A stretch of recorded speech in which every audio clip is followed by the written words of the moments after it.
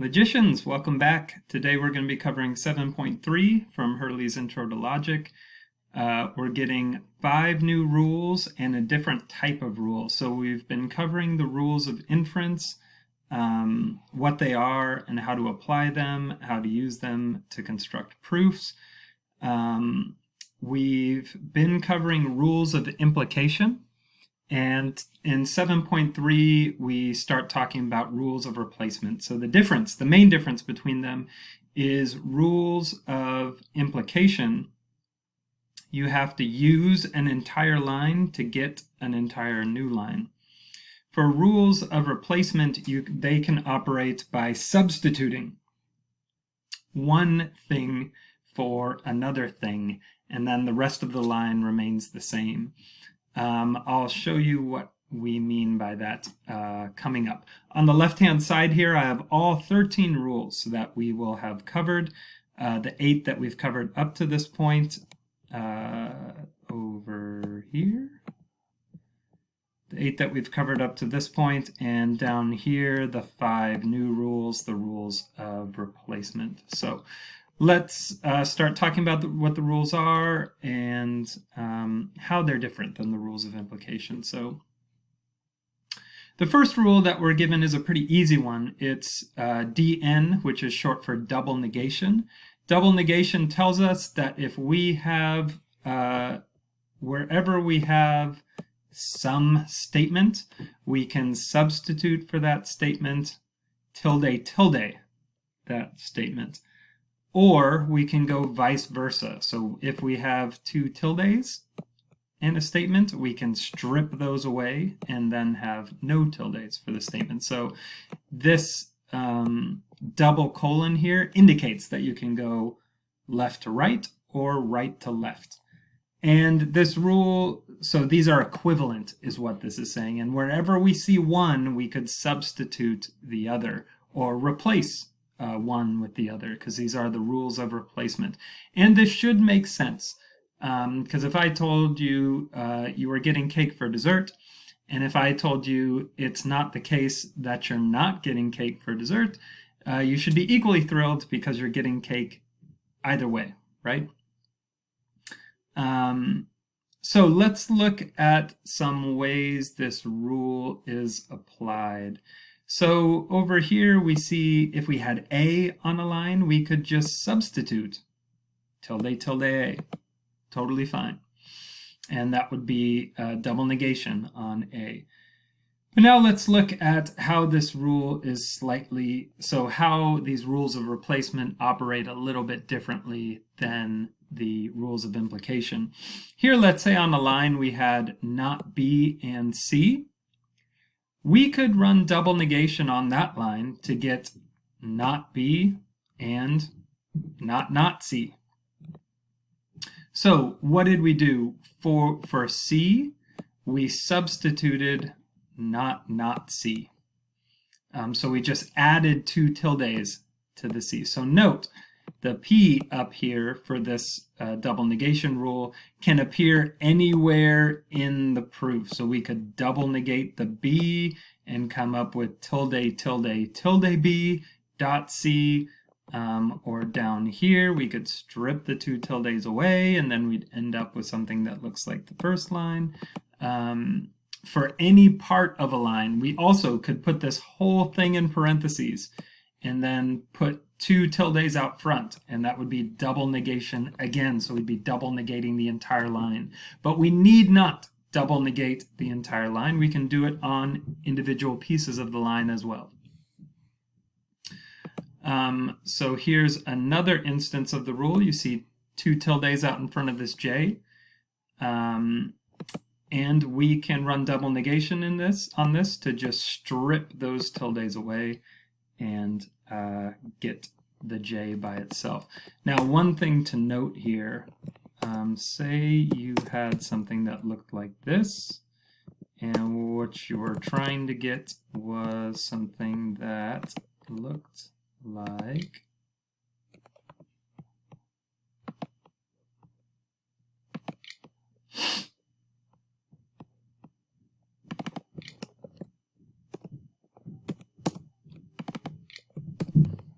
Say you were trying to get something that looked like that.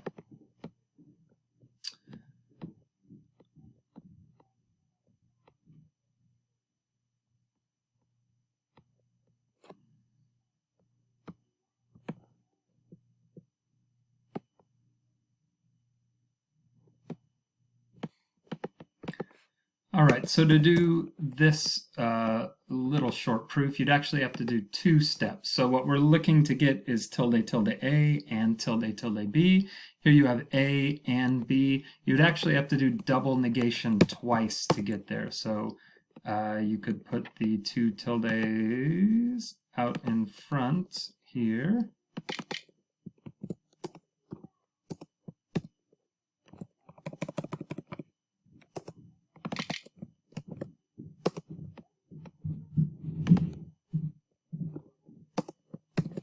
And that would be double negating line 1. And then you would have to double negate line 2 to get the 2 tildes in front of the B. So tilde tilde A and tilde tilde B.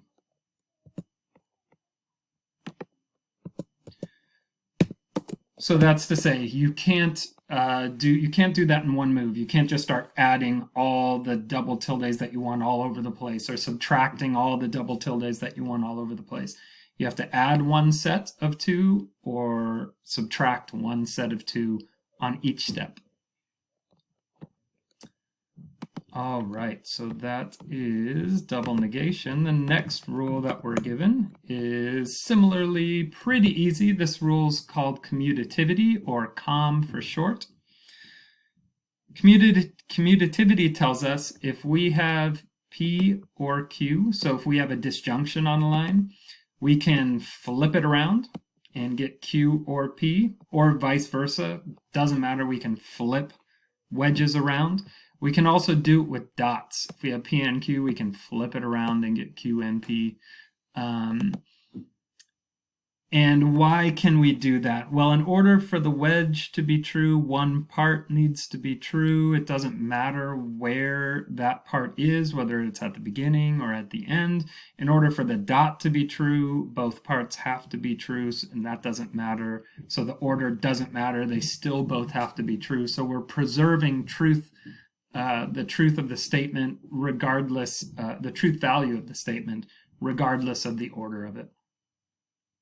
So how can we see that rule applied? So here's some examples. Say you had G dot tilde D. You could flip that around and get tilde D dot G. So note the tilde, everything on one side of the tilde, or sorry, everything on one side of the dot and everything on the other side of the dot, you just take them and flip them around. Here is another example. Say you had S triple bar K or L. You could just flip that around the wedge and get L or S triple bar K. And then, because this is a rule of replacement, we don't need to be doing it with entire lines. We can do it with parts of lines. So if on one line you had I horseshoe x dot g, you could just flip around the g dot x and you'd copy the rest of the line. You'd be replacing x dot g with g dot x, and then the rest of the line gets copied down, something like that. So those would all be instances of the rule commutativity. Commutativity is pretty straightforward. Next one's pretty easy too. The next one is called associativity, ASOC for short. Associativity tells us that if you have a proposition such that all the symbols are the same, and you have, well, let's just do it this way. If you have P or, and then in parentheses Q or R, you can shift those parentheses from around the Q or R and shift them over to be around the P or Q. So then you get P or Q in parentheses and or R. Or you could go vice versa. If you have the same symbol you can shift the parentheses one way or the other without losing truth value.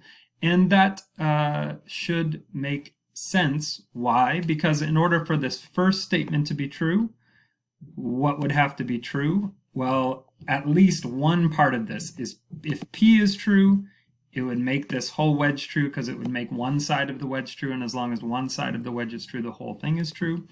And if Q is true, well, that would make this wedge true, and that's one side of this wedge, so that would make it true. And if R is true, similarly, it would make this wedge true, which would make this whole piece true, which would make this wedge true, because all you need is one part of the wedge. And the same analysis would run over here. As long as one part of that is true, then the whole statement would be true. The other thing associativity tells us is if we have all dots, we can shift the parentheses either way. So if we have P dot Q and then in parentheses Q dot R, we can shift the parentheses to be P dot Q in parentheses dot R. And why can we do that? Well, in order for this statement to be true, both sides of this dot have to be true. So P has to be true, and then over here has to be true, and that's Q dot R. So in order for that dot to be true, Q and R have to be true. So in other words, for this whole statement to be true, every piece needs to be true. And the same thing could be said of this. The truth value, the truth conditions are the same. All the pieces need to be true for that whole statement to be true. So let's see how this rule might be applied. So if we have A dot B and then dot C, we could just shift those parentheses, get A dot B dot C in parentheses. And similarly, if we had tilde G or H or tilde X in parentheses, we could shift the parentheses from around the H or tilde X, shift them over the tilde G or H, and then get or X by itself. So as long as we have the same symbol, and it's a dot or a wedge, all the rules, note we're dealing with today, deal with tildes, dots, or wedges. We get no rules today that deal with horseshoes or triple bars. And so as long as you have the same symbol, you can, and it's a dot or a wedge, you can shift the parenthesis. All right, then we get two rules that are a little bit more difficult. The first rule is distribution.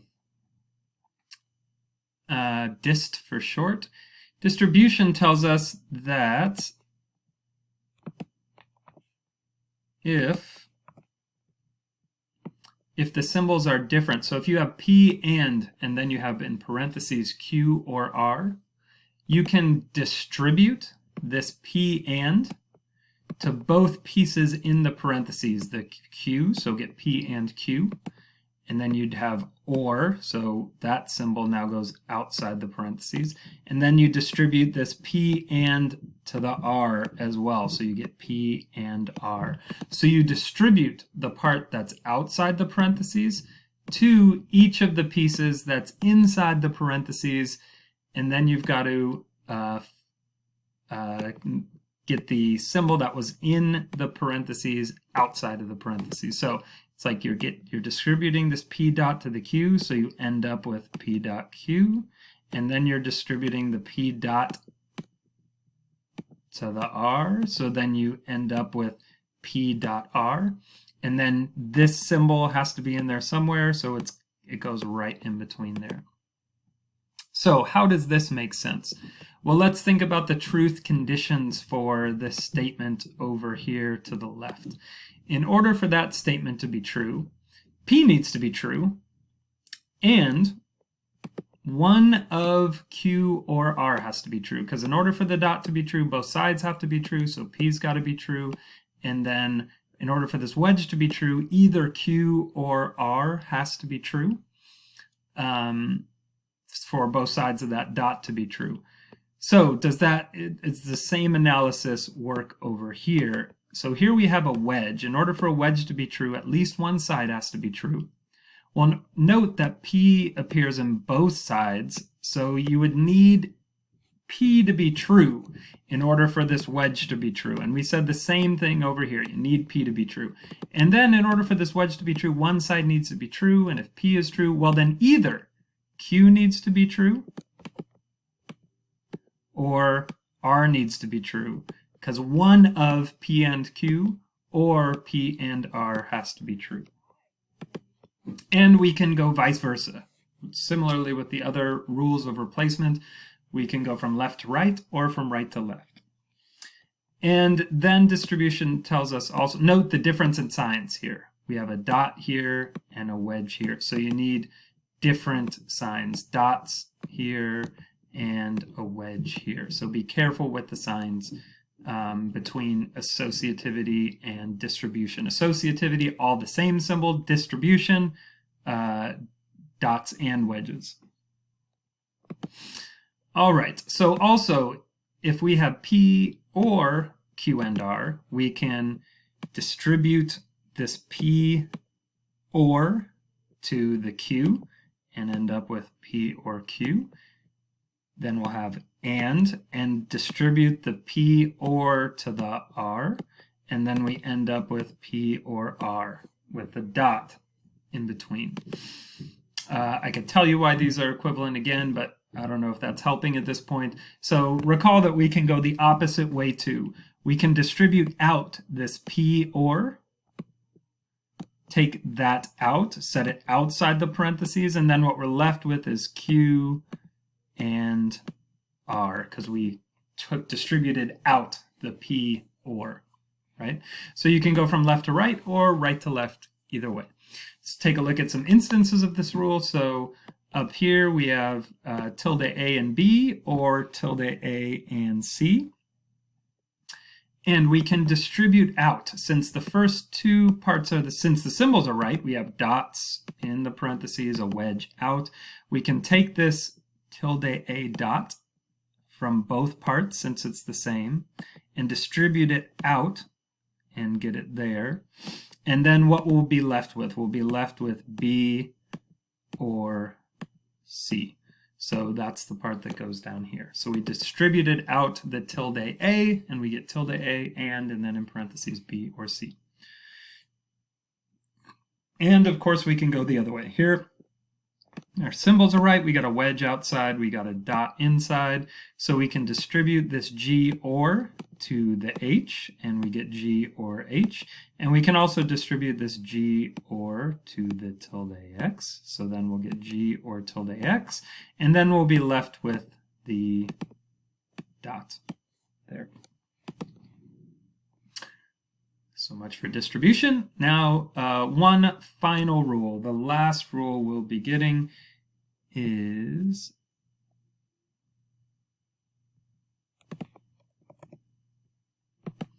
called De Morgan's, for De Morgan, who discovered this rule. So De Morgan's tells us that if we have a dot outside parentheses, if we have a tilde outside parentheses and then we have a dot, we can distribute this tilde. We can distribute this tilde to both the P and the Q as long as we flip the dot to a wedge. Or going the other way, if we have a wedge and we have a tilde in front of each of the disjuncts, we can take a tilde away, put it outside the parentheses as long as we flip the wedge to a dot. And this should make sense, because here we're saying not both P and Q. So in order for that to be true, well, either P has to be false or Q has to be false, because we're saying not both, right? So they can't both be true, so either one has to be false or the other has to be false, right? And if we we can change if we have a tilde outside here, we can and a wedge as our main operator, a wedge between two statement variables, we can distribute this tilde to the first part and the second part as long as we flip the wedge to a dot. And again, this makes sense in common language. Here we're saying neither P nor Q, so not either, so tilde, open parenthesis, neither P nor Q is equivalent to not P and not Q. So when we say neither, we're saying the first one is not the case and the second one is not the case. And you can replace them either way. So let's take a look at some applications of this rule. So over here we have tilde tilde J and tilde G, horseshoe Y. And recall, because this is a rule of replacement, we can replace this with its equivalent. So tilde tilde G dot tilde J dot tilde G. We have a dot, we have a tilde in front of each. So we're looking at this. So we'll end up with something that looks like that. What we'll be doing is taking a tilde away from each statement variable, from in front of each statement variable, and flipping the symbol. So we're going to take a tilde away from the J, take a tilde away from the G, put it outside the parentheses, then flip the dot to a wedge. And we'll still have one tilde in front of the J because we only took one away from it to put outside the parentheses. We'll have no tildes in front of the G because we took that parenthesis out and it's in front of the, sorry, we took that tilde out as one of the, as part of that tilde in front of the parentheses. And we end up with that. We copy down the rest of the line, so we copy down that horseshoe Y. Let's look at another example. So here we have tilde open parenthesis W dot tilde X. So which quadrant of our rule does that look like? That looks like up here. So if we take that tilde from outside the parentheses and give it to both the first and second statement variable, then we can flip the sign. So we take a tilde and we give it to the first part, the W, so we end up with tilde W. We flip the dot to a wedge, and then we also take that tilde and we give it to the tilde X, so we end up with tilde tilde X. Another instance of De Morgan's. So those are the 5 rules that we're given, the 5 rules of replacement. We add those to the rules of implication that we've been given so far. We have 13 rules over here in the left-hand column. Now we're going to go ahead and do some practice problems. Let's give ourselves some space here. All right, so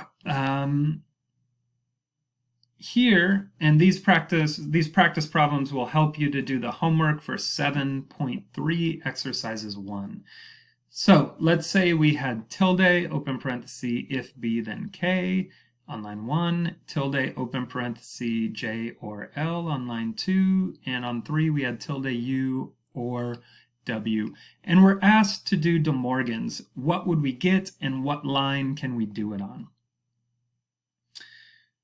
So, what can we rule out right from the get-go? Well, remember that I said that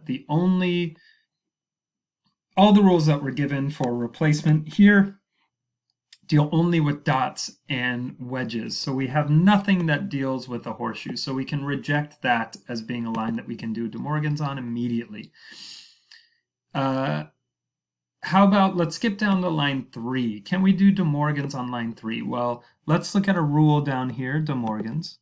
Hopefully your screen is big enough to see this. So it has a wedge as the main operator and no parentheses. So wedge is the main operator, no parentheses. So it looks most like this line. But note, on that line we have a tilde in front of each, the P and the Q. Here we only have a tilde in front of the U, so we're not going to be able to strip tilde away from the U and W to put it outside the parentheses because there's no tilde in front of the W, so that's not going to work. So how about line 2? Well, here we have a tilde outside the parenthesis. We have a wedge as our main operator. Let's see in De Morgan's which quadrant that looks like. That looks like the bottom left quadrant here, where we have a tilde in front of the parentheses and then a wedge as the operator inside. So we can take that tilde from the outside and distribute it to each part, or give it to each part and flip the symbol to a dot. So we're going to take the tilde that's out front and give it to each part. So we'll end up with a tilde J, Then we have to flip the sign from a wedge to a dot. And then we have to give the tilde to the L too. So we'll end up with tilde L as well. So we took this tilde from the outside, gave it to the J to get tilde J. We flipped the sign from a wedge to a dot, and we also took the tilde and gave it to the L, so we also get tilde L. So we did De Morgan's on line 2. Let's look at another practice problem here. So here we have if A, then if B, then C, D, or if E, then F, G, and either H or I. And we're asked to do distribution. So let's take a look at how we can do distribution. Let's look down here at our rule. So down here in our rule, we see that for distribution to work, we either need 2 sets of parentheses joined by a dot or wedge. We actually don't have that anywhere here. Or we need, on the left-hand side of distribution here, we need something dot and then a parentheses with a wedge, or P wedge and then a parentheses with a dot. So do we have anything that looks like that? Well, here we have all horseshoes. That's not going to work. Here we have a wedge and a horseshoe. Again, that's not going to work. Here we have a dot and then a wedge inside the parentheses. That is going to work. It meets our pattern where we need a dot or a dot on the outside and a wedge on the inside, or a wedge on the outside and a dot on the inside. So what quadrant does that look like? Let's take a look here. So here we have P dot Q or R in parentheses, and that looks like G and H or I in parentheses. So what are we going to end up with? We are going to end up with parenthesis G and H, because we're distributing that G and to the H, and then we're also distributing the G and to the I as well. So G and H, we have the symbol that was inside goes to the outside, and then we distribute the G and to the I as well. So what line could we do distribution on? We did that to line 3. All right, moving right along. Here we're asked to do association on one of the lines. So let's look at our association rule down here and ask ourselves what we see about it. So for association to work, we either need all wedges or we need all dots. And remember, what association allows us to do is just shift the parentheses one way or the other. So are there any lines where we have all dots or all wedges? Here we have a dot and wedge, can't do it there. Here we have dot and horseshoe, doesn't work there. Here we have wedge and wedge, it does work there because associativity tells us we can shift the parentheses if we have all the same sign. So we'll just shift those parentheses from around the B or C and get them over to the A or B. And that was associativity on line 1.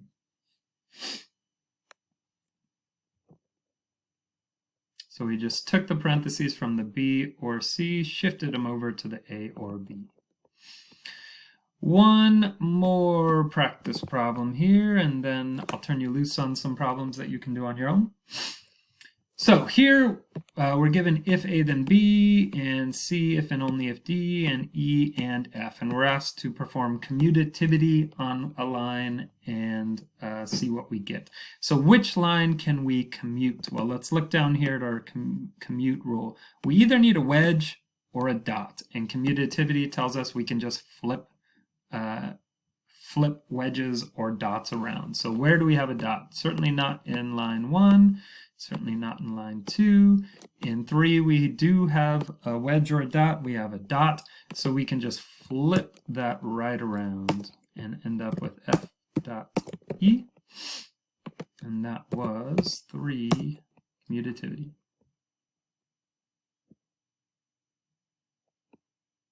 Oh, let's do one more before you do some practice problems. So here we're asked to double negate. Double negate one of the lines. So we have not A or B, not C or not D. If not E, then not F. Which line can we double negate? You'll see in the exercises it will tell you to avoid the occurrence of triple tildes. Now there are actually still many ways we could do this. Probably the most obvious way we could, because double negation, recall, tells us we can add two tildes to anything, or we can strip two tildes away from anything. This is one of the few answers in the book or questions in the book where there are multiple answers for this section. So one way we could do it, obviously, is strip away two tildes from the A.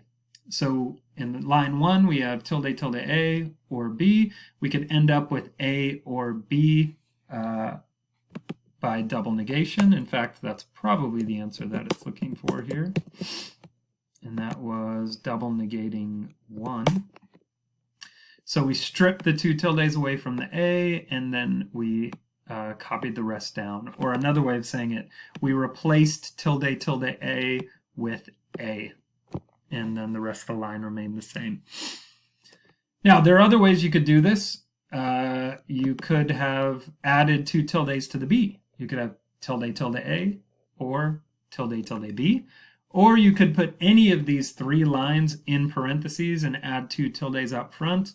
Any of those answers would be acceptable, and they'd be all avoid the occurrence of triple tildes. So they'd be all good. Now, the chapter is putting an arbitrary restriction on triple tildes for this problem set. You can have triple tildes. They're equivalent to just one tilde. You can have any amount of negations. If you have an odd number, they'll be equivalent to just one negation. If you have an even number, they'll be equivalent to no negations. All right, so now you should be able to do 7.3.1, all 15 of those problems. So go ahead and pause the video and do all 15 problems in 7.3.1 now.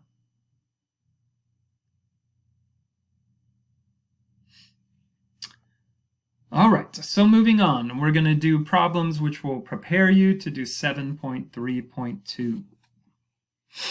So in this problem set, we are given some information, and we need to get to, we're sort of doing short proofs. We need to, well, for example, in this problem, given the first two lines, we need to figure out how to get our way to the fourth line in 2 steps.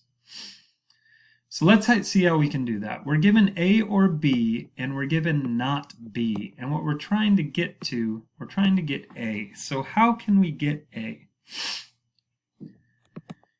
Well, can we go in one step? If we have A or B and we know it's not B, well, then it seems the answer would be A. But can we do that in one step? And the answer is no. Why not? Because disjunctive syllogism tells us if we have P or Q, and if we know not P, then we can get Q. But here, that would be like P or Q, and this would be like not Q. But we can't do it that way. We have to do, disjunctive syllogism tells us we have to do not the first one, therefore we can get the second one by itself. So how can we get this to be the first part of this disjunction? Well, we can flip it around, right? Commutativity tells us that if we have a wedge, we can just flip it around and truth value remains the same. So if we have A or B, we can flip it around and get B or A. So what did we do? We did one commute. And now that we have B or A, well, now we can use this not B and a disjunctive syllogism to get A by itself. So 2, 3, disjunctive syllogism. All right, so we can flip it around and then do the disjunctive syllogism there. Very nice. Moving along. Here we have if A, then either B or C, not B and not C. And what we're trying to get to is not A. So let's see where we could, how we might get this not A. So up here we see A is the antecedent of a conditional statement. Now, how might we get the negation of that antecedent? Well, we would get that negation of antecedent by doing, up here, MT. MT tells us if you have P horseshoe Q, and if you have the negation of the consequent, then you can get the negation of the antecedent. And that's what we want. So what we need is the negation of the consequent. So what we need on line 3 is tilde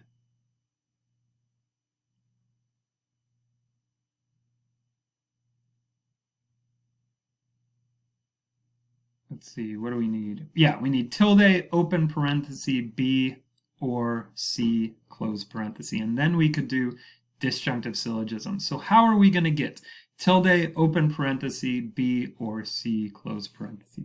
Well, we only have one other line, so we have to be able to do that. And look at what we have here, tilde B and tilde C. And what we're trying to get is the negation of that.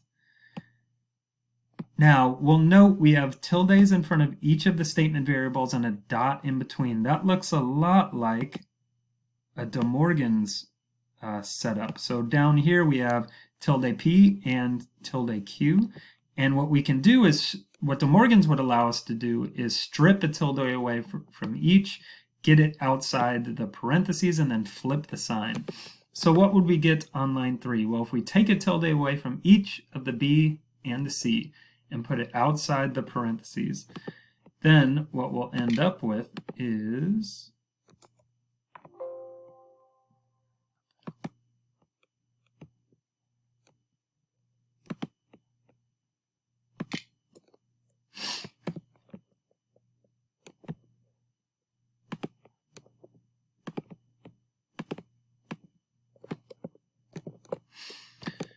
tilde B or C.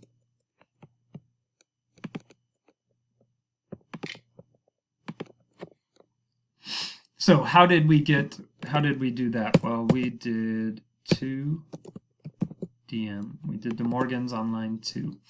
So we took a tilde away from the B, took a tilde away from the C, put them outside the parentheses, and then switched the dot to a wedge.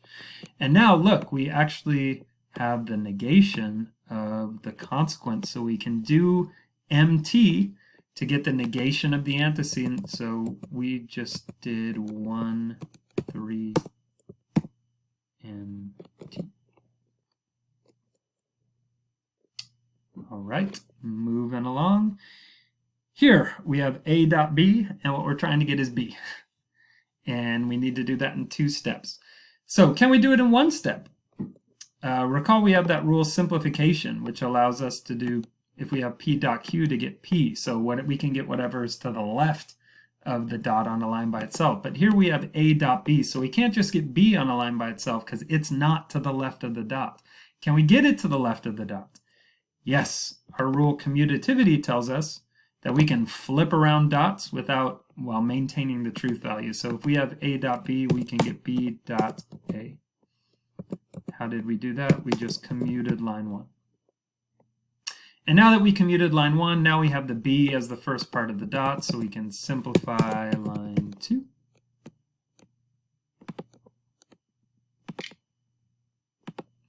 And we're there.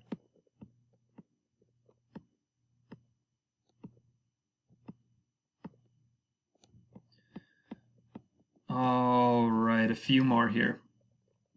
Here we have A dot B in parentheses and dot C, and we're trying to get B by itself, and we're trying to do that in 2 moves.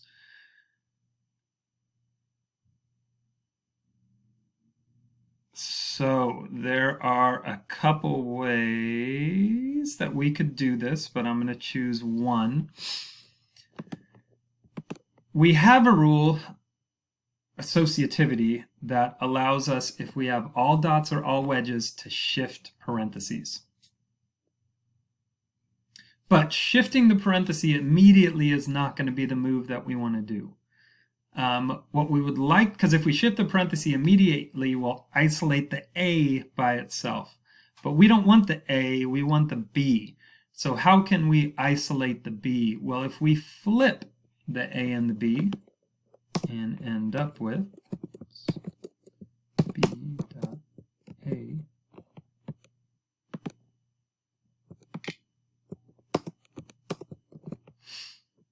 dot C. Now we can isolate the B. So what did we do? We commuted.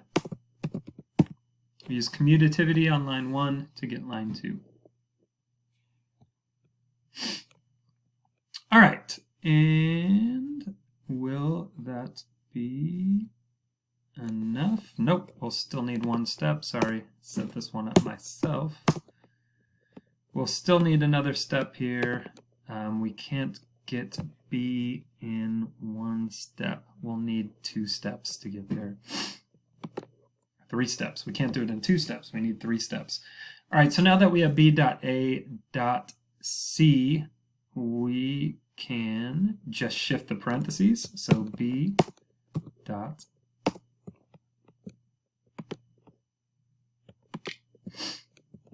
A dot C.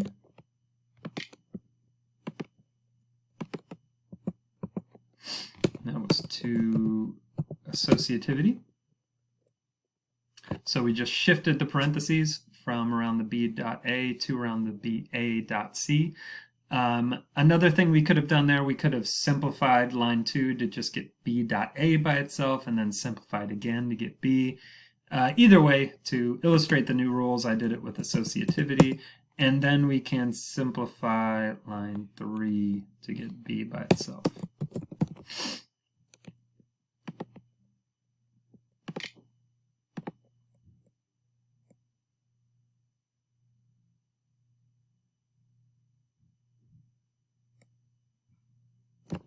All right.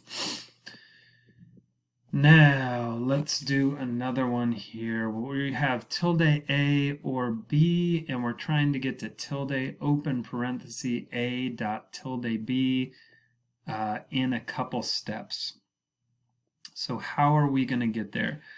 Well, let's look at where we came from to where we went. We went from a wedge to a dot. We went from no parentheses to parentheses. So what rule do we use to go from dots to wedges or wedges to dots and adding some parentheses? De Morgan's. De Morgan's is the rule that we use.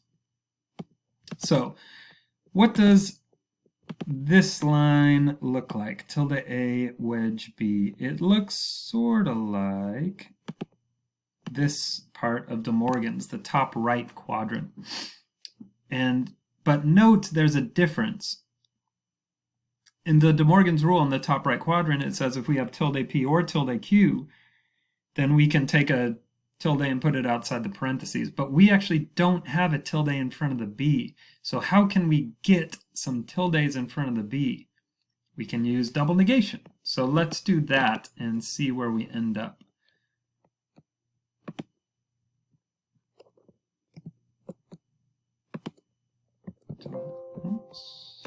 Tilde A or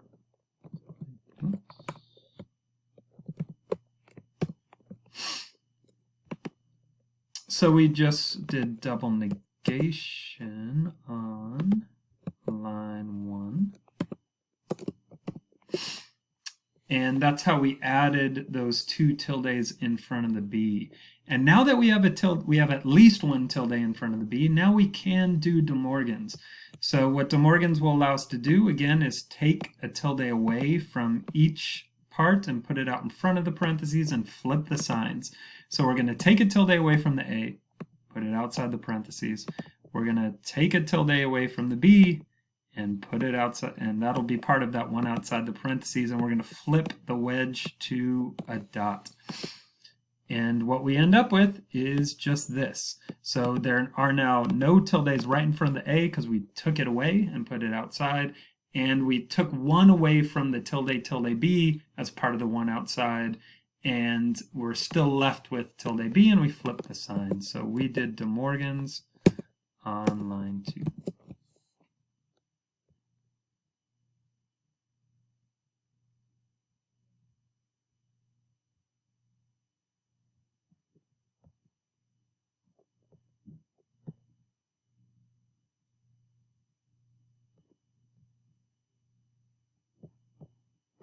All right, so one more before turn you loose on 7.3.2. So here we have A or B and A or C. We have not A, and what we're trying to get is B and C.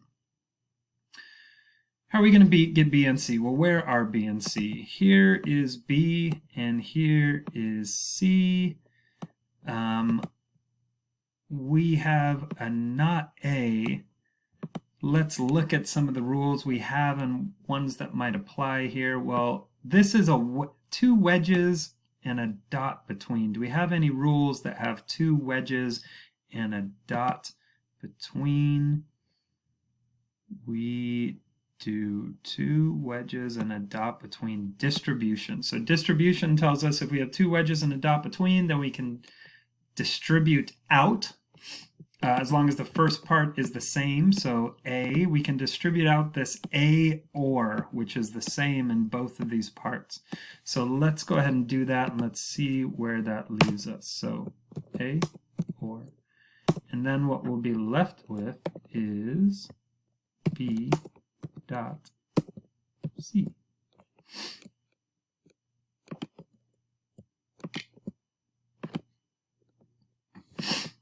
All right, so how did we do that? We did distribution on line 1. We distributed out the A or. We can do that because there was a dot in between. And then we're left with A or both B and C. And then since we have not A, and it's A or B and C, well then we can do disjunctive syllogism on line 2 and 3 to get line 4. And then we're there.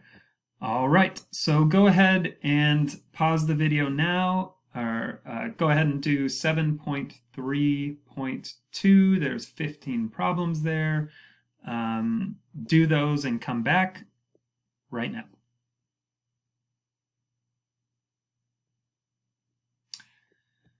All right, so now let's do a couple proofs. We're going to keep the proofs relatively simple for this section. I'm not going to have you doing all of 7.3.3. I'm only going to have you do 1 through 6. So you only have to do 7.3.3, 1 through 6. But let's do a couple of these proofs and then we'll get to some quiz questions. So here we're trying to get to not B. We're given if A, then not both B and C, and we're also given A and C. We're trying to get to not B. How are we going to get there? Well, here we have a B and there's a tilde out front, but how are we going to get there? Let's see. So we're going to need to break this line down somehow to start simplifying it. So how can we do that? Well, we can simplify line 3 to get A by itself. Simplify line 2 to simplify.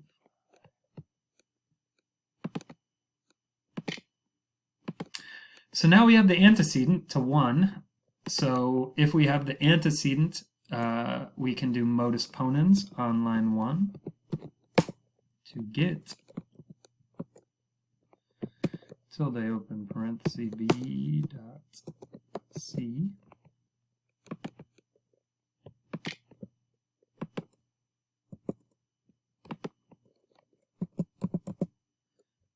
and we did that by 1, 3, and B.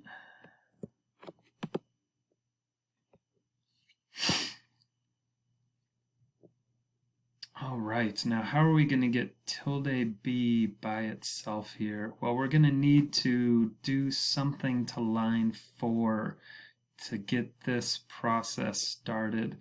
So we have a tilde out in front of a parenthesis with a dot. Now what does that remind us of? That looks a lot like De Morgan's down here.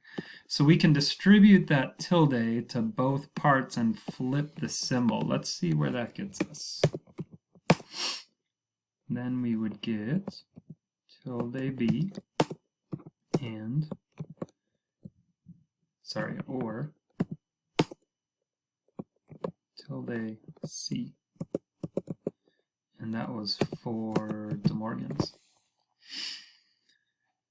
All right, so we're getting closer. We have tilde B or tilde C. Now we know with disjunctive syllogism that, which is our rule, one of the more common rules for wedges, if we have the negation of the first part, we can get the second part by itself. So we're probably going to need to flip this around to end up doing a disjunctive syllogism. So let's go ahead and do that right away. Tilde C or tilde B. And that was 5, commutativity. All right, so now what do we need? We need the negation of the first part to get the second part by itself. So what we need is tilde tilde C. How are we going to get tilde tilde C? Well, on line 2, we had C, we had A dot C. So if we could flip around A dot C, we could simplify it and then double negate it. So let's do that and we can get our tilde tilde C. C dot A, and that is 2 commutativity. And then we can simplify C, and that is 7 simplification.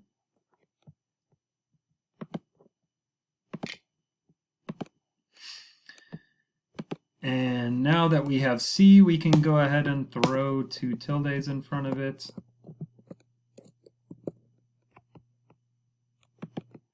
And that was double negating.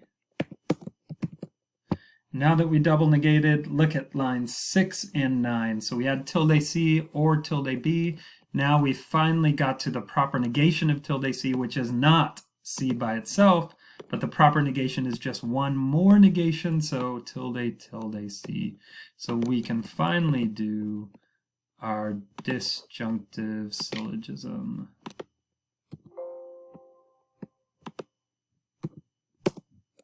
And end up with tilde B.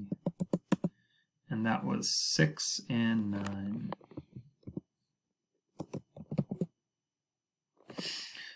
All right, we got there. It took us 8 steps, but we got where we were trying to go. We finally got our tilde B. Let's do a couple more of these before we turn you loose on the quiz questions. On 7.3.3 and the quiz questions. All right, so here we have D dot E or F, and we have tilde D or tilde F, and we're trying to get D dot E. Now, one way we get dots by themselves, we can get dots is by simplifying, and then we can get the 2 parts of the dot by itself. We can get the 2 parts of the dot by itself and then conjoining them. So one move you might think you would make here is get D by itself and then work really hard to get E by itself. I actually think that is not the way we would like to go about this. The reason I say that is we have something here that looks like distribution. Let's go ahead and do that distribution and see what we end up with. There's some trial and error here. So we can distribute that D and to D and E.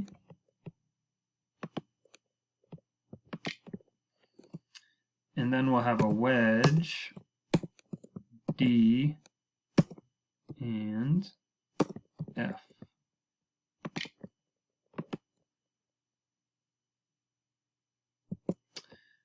So how did we get there? We did distribution on line 1. And we're trying to get D and E. And now we see D and E actually appeared when we did distribution on line 1. So we're looking pretty good. Now what we want is the negation of this. If we could get the negation of that, we could flip this and do disjunctive syllogism and get d dot e by itself. Let's go ahead and flip it right now so we can make that even clearer.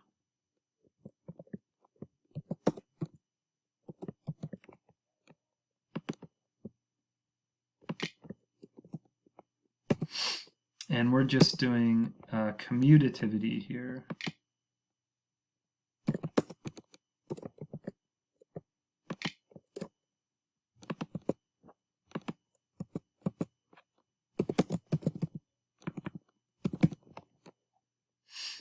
All right, so we flip those around, and now that makes it even clearer that if we can get not D and F, not both D and F, then we can do disjunctive syllogism and get D and E by itself, and that's what we're trying to do. So how can we get not D and F? Well, here we have not D or not F, and that should get some bells lighting up in our head. We're trying to get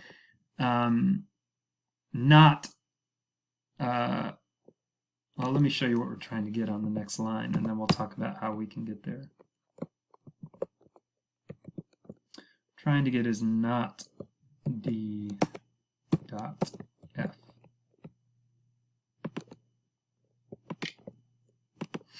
So how can we get that from this? Well, if we look at the De Morgan's rule, we see that this part that I've highlighted is very similar to line 2, and this part that I've now highlighted is very similar to line 5. So we can take a tilde from the D and from the F, combine them into one outside the parentheses, switch the wedge to a dot, and then we get what we're looking for. So this was 2 De Morgans. And now that we did De Morgan's, we have the negation of the first disjunct in line 4. So we can do disjunctive syllogism and get D dot E on a line by itself. So that was 4, 5, disjunctive syllogism. And we got there. This one was a little bit easier. With these rules, sometimes some trial and error is necessary. If you see a line that just looks too perfect for one of these rules of replacement, then you might just try and run it and see how that helps you out. All right, a couple more here. We're trying to find L. Here's L as the consequent of a conditional statement. If we can get G or K, we can do that. Here we have G.H or G.J. So how are we going to end up with G or K? Well, G or K is going to be difficult to end up with from line 1 since we don't have a K. But look, G or K comes after a wedge, so if we could get G by itself, we could just add the or K to get the antecedent to this and then get to L. So how can we get G by itself? Well, look, this is G and this is G and then we have a wedge in between. So this looks like distribution, and it looks like this upper left quadrant of distribution, sorry, the upper right quadrant of distribution. So we can get something that looks like the upper left quadrant. So we can distribute out the G and let's see what we end up with. Open parenthesis H or J.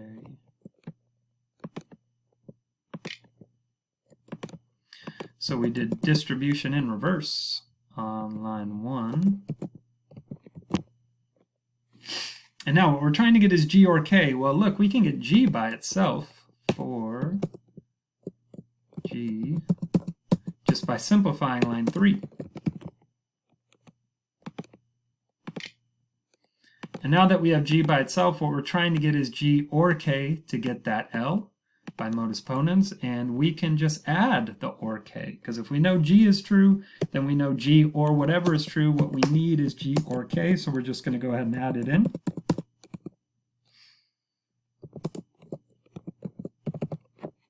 Now that we have G or K, we can get L by modus ponens. on lines 2 and 5.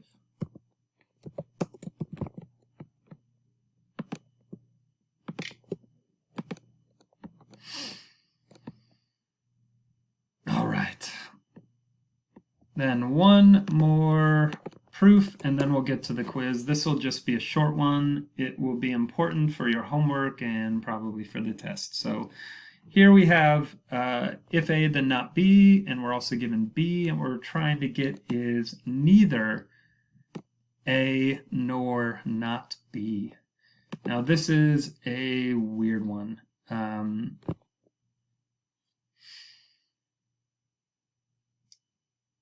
But let's see what we can do. One thing we should note is this looks a lot like something in De Morgan's, right? So down here in De Morgan's, this looks like the lower left quadrant. So if we could get something that looked like the lower right quadrant, we could run De Morgan's on it. Now, another way of attacking this is just like, what can we do here? We're going to need a dot, and then we're going to need to flip it over to a wedge. So what we're going to need is tilde A dot tilde tilde B. How can we get tilde A dot tilde tilde B? Well, if we can get tilde A on a line by itself, if we can get tilde tilde B on a line by itself, we can conjoin them and then run De Morgan's on it. So how can we do that? Well, we can double negate B. That's a good start. That's one of the things we're trying to get to. So that was just 2 double negation. And now that we have tilde tilde B, how can we get tilde A? Well, on line 1 we have A, if A, then tilde B. And on line 3 we have the negation of that consequence. So we can get tilde A on the line by itself by 1, 3 modus tollens. And now that we have tilde A and we have tilde tilde B, we can conjoin them. So let's go ahead and do that, and that will give us exactly what we're looking for here.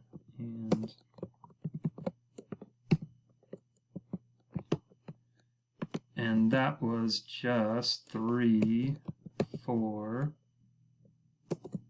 conjunction. And now we did what we were trying to do. We looked at this and we said that looks like De Morgan, so what do we need to get to this endpoint? What we'll need is tilde A dot tilde tilde B to get there, so we can take a tilde from each of the tilde A and the tilde tilde B and then flip the sign.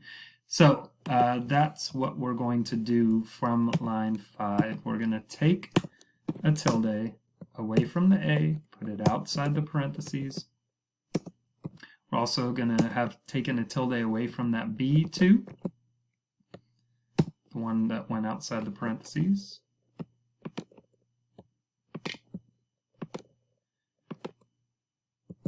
And that was just De Morgan's on line 5. And then we got what we were looking for. Whoops, I forgot to flip the sign. Wedge. Flip the sign from a dot to a wedge. Good. Now we have what we're looking for. All right.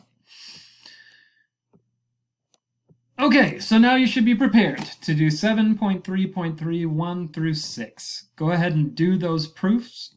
Pause the video now and we'll come back and do a couple quiz questions. All right, so quiz question 1. On which of the following lines can we perform distribution, and what do we end up with? Line 1, both A and not B, or both A and C. Line 2, D and both E and not F. And line 3, if G then H, and if G then I. Which of these lines can we do distribution on? Can we A, distribute line 1 to get A dot open parenthesis B dot B or C? Can we distribute, or B, can we get distribute line 2 and get both D and E and both D and not F? Or can we distribute line 3 and get if G, then both H and I? Which of those works with one of the 3 lines given? All right. You can pause if you need to, but write your answer down. Quiz question number 2.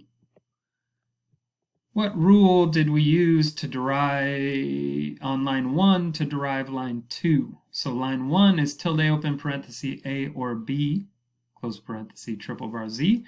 Line 2 is open parenthesis tilde A and tilde B, close parenthesis triple bar Z.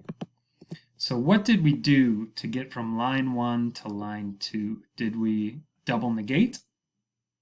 Did we do De Morgan's? Or did we use the associativity rule? What did we do to get from lines 1 to 2? All right, so that is our lesson for today. Thank you for sticking with it. I know I've been going on for a long time here. This is our last bit of chapter 7. So if you're struggling with this, it's just struggle with it a little bit more. You'll get it. If you have any questions, go ahead and send me an email. I'm happy to answer any questions you might have. So the homework again for the week is 7.1.1 all, 7.3.1 all, 7.3.2 all, and 7.3.3 1 through 6. All right. Good luck all. Stay safe. I'll see you next time.